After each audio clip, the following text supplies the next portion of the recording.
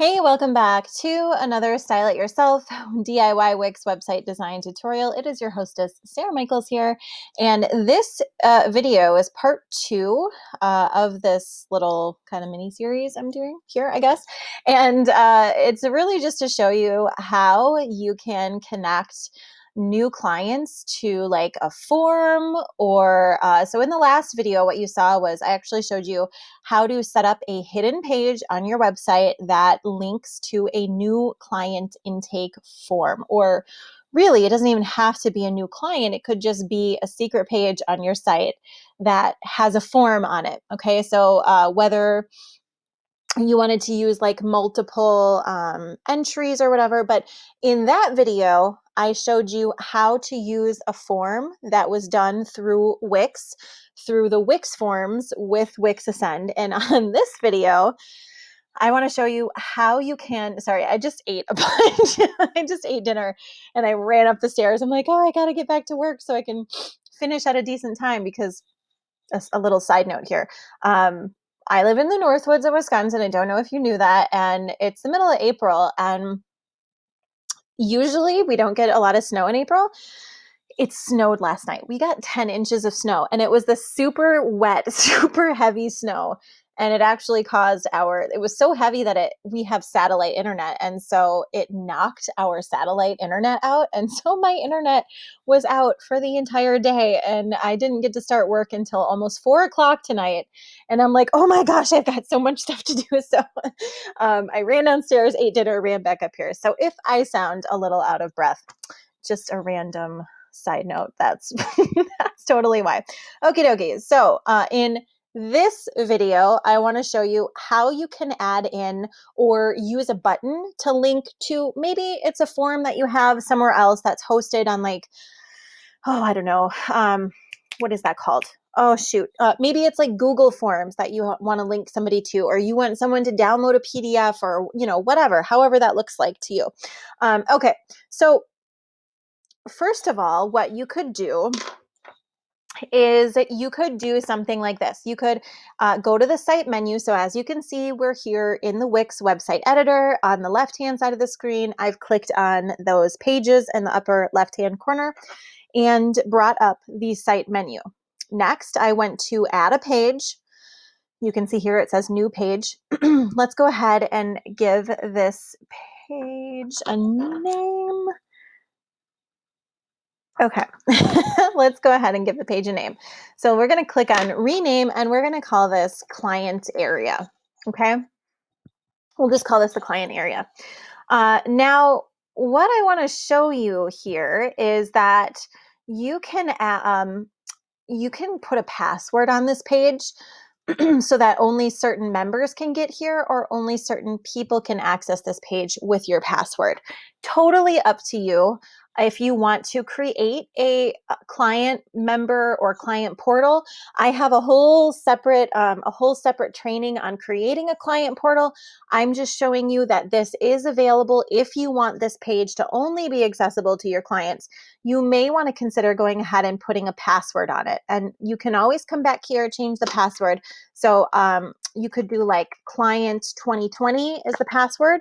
And then in order to access this, they would have to have the password. If you're not worried about that, go ahead and just forget the password. I just wanted you to know that that is an option. As far as the layouts go, as always, if it's a page where you're not trying to get people to click all over and you want them to focus, then you want to click on layouts and click no header and footer. That will give people the ability to just focus on whatever they're supposed to be doing on that page. Okay, so there's that. Now, as usual, and as you saw in that first video, I'm going to go back here to my main page and I'm going to grab this banner here. Okay, it says welcome and it's got the text on it. I want to grab that entire strip with the text on it. So I'm going to copy it and I'm going to go paste that into this client area where I'm going to be putting all of this information and linking to forms or really whatever information I need my client to have. Okay. All right. So once I've done that, you can call this like new client. You could create a little checklist.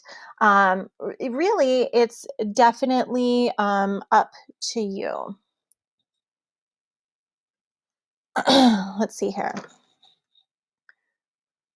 All right. Sorry, I just got a message from a client that we're trying to get her paid, and the email went to the different one. So okay. Let's see. So it says new client. And now what you can do is you can go ahead and you can, if you want to add any text into this page, you can pick which text you want to add. And then, so you could say like, welcome to the new client portal area. Please fill this out. So here's the thing.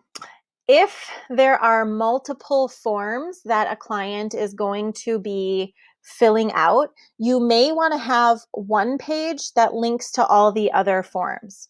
Okay, so like you could add in a button, like if you need them to fill out new client intake form number 1, you could do like form number 1. You could click that button here. We'll go ahead and copy and paste. And maybe you want this to link to form number 2. I don't know how many forms you have. I just want to show you what some of the different options would be. Now, what you can do from here is if you've already created a form or a page on your Wix website with the form on it, you could go ahead and link to that specific page. So if you watch the other video where I showed you how to create a new client intake form, you could go ahead and click on this and then link this button to that form and keep it on your Wix website. Or the alternative is, let's say that you had your forms or a client form that you wanted a client to fill out. Let's say that you have this form in Google Forms or like in Typeform or whatever. All you have to do is get the link to that form. Okay, all you have to do, the specific link to it, and then go back in here to your editor. Let's see if I can find it. Oh, I did have it open in 2 spots. And then you would just paste that link here into the web address.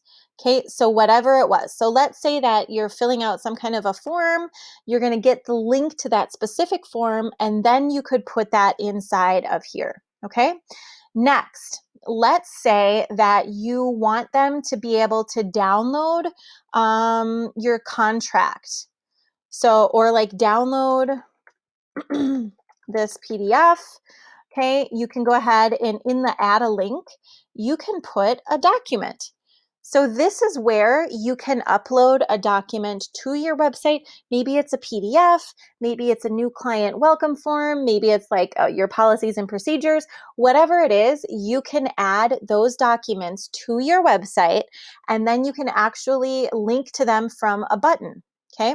Alternatively, another cool thing that you can do is when you go down here, let's see, let me click on more. I think it's in document. Here it is, document buttons. So alternatively, you can embed or upload a document to your website by using, it should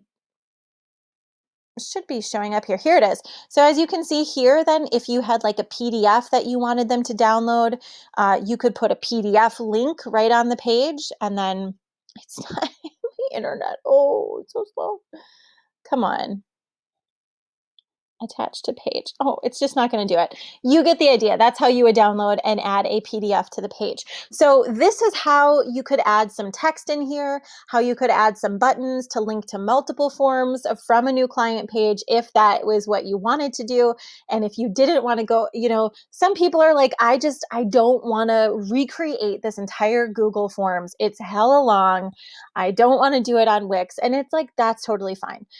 If you don't want to do that, this is the route that I would recommend going, is just adding in some buttons and then linking. But you have to remember though, when you're linking this, you're linking them off platform, and you can't necessarily control what happens after the Google form, right? So like I used to use Google Forms for like everything. This was way back before I was creating my Wix websites and my Wix forms, I didn't really have that. So I had people filling out my Google forms, like for coaching and, clients and all that kind of stuff. I used a whole lot of Google forms.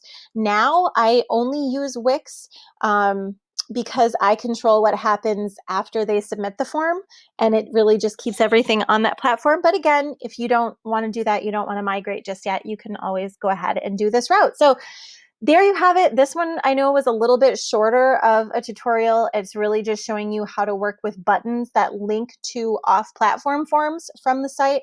And as always, I want to show you how to get access to this link. So if you want to send this link or take a client to this page, go to the SEO and the Google tab inside of the settings.